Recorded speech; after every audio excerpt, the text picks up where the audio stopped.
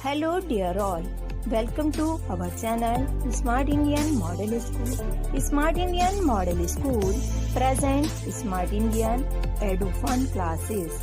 EduFun online classes include course studies of playgroup to class 12, emotional and communication skills, happiness classes and DIY activities.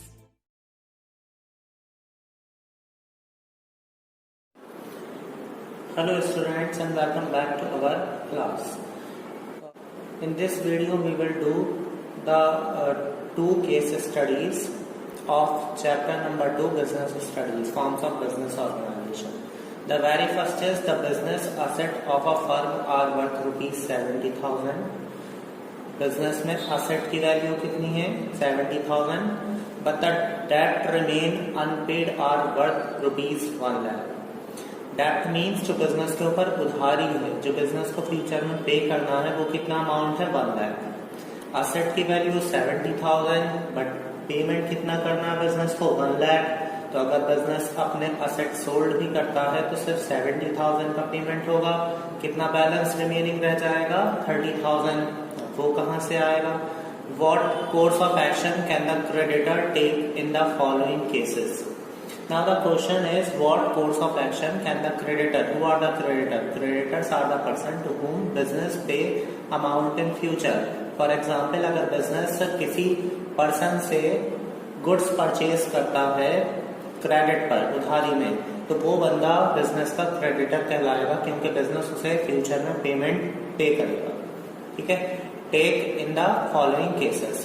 The very first is organization is sole proprietorship. कि अगर business इनका कैसा है sole proprietorship है, जहां single owner होता है, वही बिजनेस को ओन मैनेज कंट्रोल करता है, that is called a sole proprietorship. तो उस केस में क्रेडिटर्स क्या एक्शन लेंगे? अपने बैलेंस जो उनका 30,000 रुपीज है उसके लिए क्या एक्शन लिया जाएगा? The creditor may claim from the personal property of proprietor as he has unlimited liability. In case of sole proprietorship, the sole proprietor has unlimited liability.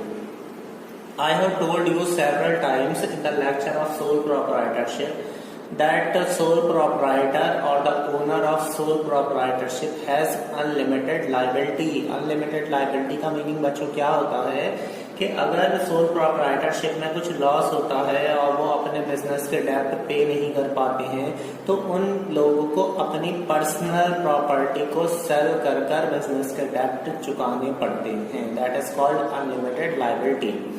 So creditor claim करेंगे personal property पर proprietor में 30,000 जो balance रह रहा है उसके लिए वो उनकी पर्सनल प्रॉपर्टी का क्लेम कर देंगे कि भाई आप अपनी पर्सनल प्रॉपर्टी को सेल करो और हमारा अमाउंट पे करो. क्यों? Because sole proprietor has unlimited liability. So unlimited liability is the characteristic of sole proprietorship. Now the second question is the organisation is partnership. Means if we assume that organization is partnership with A and B as partner sharing profit equally. अब हमें ये मानकर चलना है या assume करना है कि हमारा बिजनेस कैसा है पार्टनरशिप का, जहां दो पार्टनर हैं ए बी और जिनका प्रॉफिट शेयरिंग रेशियो कैसा है equally. Then what the action can the creditor take in case of partnership? So the answer will be both partners will pay the amount to the creditor equally. अब इस case में जब दो partner है, partnership में क्या होता है, जितने भी पार्टनर होंगे वो अपने प्रॉफिट शेयरिंग रेशियो में मिलकर डेप्ट का पेमेंट करते हैं. तो यहाँ डेप्ट कितना बैलेंस रह रहा था?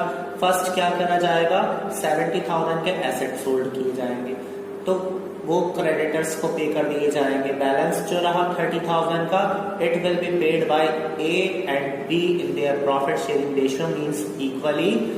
ए will paid 15,000 and B will also paid rupees 15,000. Now the second case study is a company got its certificate of incorporation means certificate of registration on 24 August 2010. Company को अपने इनकॉर्पोरेशन का सर्टिफिकेट कब मिला? 24 August 2010. and on the certificate the date is written as 22nd August 2010, but certificate पर जो date mention थी वो 22nd August थी, ठीक है। मिला कब है 24 को, 2 days before की उस पे डेट मेंशन है। Company allotted some share on 23rd August, और कंपनी ने इससे पहले क्या करा था कि 23 अगस्त को कुछ शेयर्स अलॉट कर दिए थे शेयर होल्डर्स को। तो इज द अलॉटमेंट वैलिड और नॉट? अब क्या जो कंपनी ने अलॉटमेंट किया था शेयर्स का, अलॉटेड किए थे शेयर्स शेयर होल्डर को, क्या वो वैलिड था या नहीं था? क्यों? क्योंकि सर्टिफिकेट कब मिला कंपनी को? 24 को, ठीक है, और इन्होंने अलॉटमेंट कब किया था? 23rd को। तो इज द अलॉटमेंट वैलिड और not? Yes, allotment is valid because in the eyes of law the company was registered on 22nd August, क्योंकि जो इनकॉर्पोरेशन के सर्टिफिकेट पर रजिस्ट्रेशन की डेट मेंशन थी वो क्या थी? 22nd August। तो in the eyes of law the company was registered on 22nd August and the certificate of incorporation is the conclusive evidence of legal existence of the company। और incorporation का certificate जो होता है वो एक main evidence है कि company legal exist हो चुकी है, लीगली एस्टैब्लिश हो चुकी है। और कब हो चुकी है? 22nd अगस्त को, क्योंकि जो डेट इनकॉर्पोरेशन के सर्टिफिकेट पर मेंशन होगी उसी डेट पर मान लिया जाएगा कि कंपनी रजिस्टर्ड हो चुकी थी। So these are the case study of chapter number 2. Thank you so much. यदि आपको हमारा वीडियो अच्छा लगा हो तो आगे की वीडियो की नोटिफिकेशन प्राप्त करने के लिए कृपया बेल बटन दबाएं और चैनल सब्सक्राइब करना ना भूलें।